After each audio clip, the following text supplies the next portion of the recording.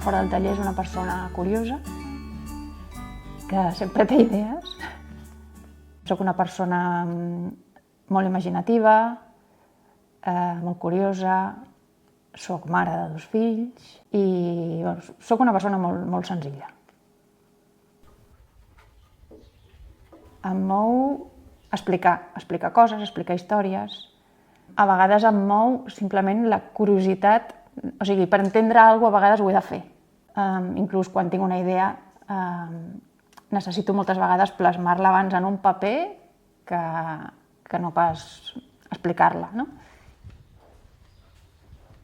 La meva relació amb Sant Boi ve des de petita, perquè el meu pare era santboià, els meus avis també, i de petita ja em passava els caps de setmana a Sant Boi, a casa dels avis, i de fet l'adolescència, el sortir amb amics, aquestes coses sempre ha sigut aquí. O sigui, jo vivia a la colònia, però a la colònia hi dormia i anava a l'escola, però la meva vida social sempre havia sigut a Sant Boi. Quan faig un titella, moltes vegades, l'últim que els hi poso són els ulls. I realment els ulls són els que et donen la vida a un personatge. I moltes vegades, o sigui, jo sobretot soc constructora de titelles. I quan faig alguna peça que algú, o perquè me l'he inventat jo o perquè m'han fet un encàrrec i veig que aquella peça la manipulen i li donen vida, és una cosa que no es pot explicar. O sigui, és un gaudir molt important, un riure. O sigui, qualsevol petit gest que fa aquell ninot o aquell personatge m'omple i és com que ja ens coneixem, no? És com que tenim una relació que mentre l'has anat fent, no? Li has anat fent els ulls, li has provat en diferents llocs, aleshores depèn d'on li poses... O sigui, dissenyar un personatge té una part molt especial per mi, que és en cada moment que li col·loques una peça de la cara estàs decidint qui és aquell personatge. Mira, de titelles n'hi ha de molts tipus. O sigui, de titelles hi ha, diguem-ne, les titelles d'aire, les titelles de terra i les titelles de taula. Aleshores, jo quan construeixo depèn de moltes coses. O depèn perquè m'han fet un encàrrec i m'han dit mira, és que tinc una idea que vull fer un personatge d'aquest estil, o si són perquè jo vaig a vendre molts titelles a fires i llavors els personatges me'ls invento jo. Tant pot ser perquè he trobat un teixit que m'ha donat una idea, no? A vegades veus una roba peluda, ostres, amb això faré un gos, no? Pues jo què sé.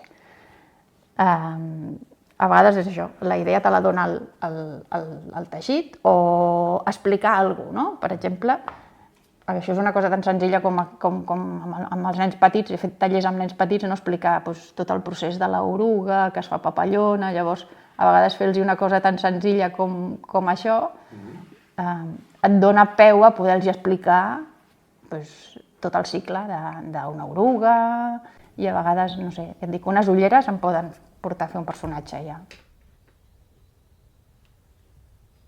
A part de fer de constructora de titelles d'algunes companyies que normalment ja, quan han de fer algun personatge ja me'l demanen a mi, doncs perquè volen que tot tingui el mateix llenguatge o perquè tingui el mateix caràcter. Després hi ha el projecte de les caricatures de dit, que això va sortir també de la broma i això va començar com un divertimento i amb una amiga, amb l'Ester, jugàvem, no? I el fet de, amb 50 anys, posar-te a jugar és molt gratificant. I veure que l'altra persona riu com tu i se'ns anava la pilota inventant petites escenografies, inclús han acabat en mans de gent important, o no, o per mi penses, aquesta persona jo no li podria fer mai una caricatura i al final, doncs jo què sé, el Felipe González té una caricatura seva, o la Penélope Cruz té una caricatura seva. Quan m'han encarregat alguna instal·lació artística és intentar fer que la gent se senti dins d'algun lloc, o sigui, transformar l'espai perquè deixin d'aquelles 4 parets, deixin d'ubicar-te en un lloc temporal i en l'espai i en el temps, no? I simplement que et sentis dins d'algú que et pugui emocionar, que et pugui transportar o que et pugui fer sortir una miqueta del lloc on estàs, no?